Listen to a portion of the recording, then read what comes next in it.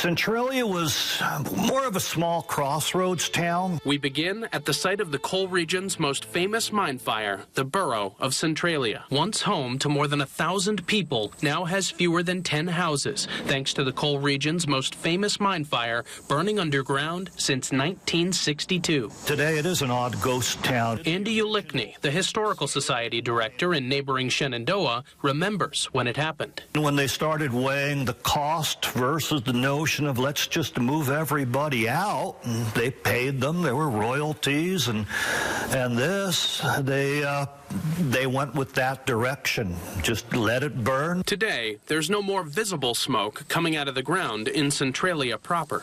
But just to the east, we saw our first evidence that the fire is still very much active. This smoke is off of Big Mine Run Road, which is just outside Centralia in Columbia County.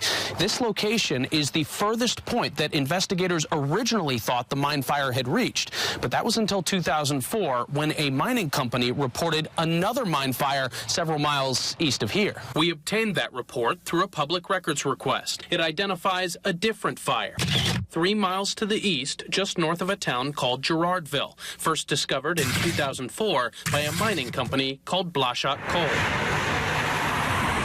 At that time, investigators said, quote, the possibility the underground mine fire and the Centralia mine fire were related in some way was discussed. Additional field work and map analysis is necessary to make an accurate determination. Later in the report, it says, quote, Blashock plans to go ahead and remine the area and extinguish the underground mine fire. Therefore, we recommend no further action. It was time to see for ourselves if the fire had been dealt with. The hike into abandoned mine land wasn't easy, a terrain filled with swampy water, overgrown plants, and loose rocks. But after about a mile, we saw from a distance what we were looking for, smoke rising straight out of the ground, covering an entire hillside and continuing onto the back of the hill as well.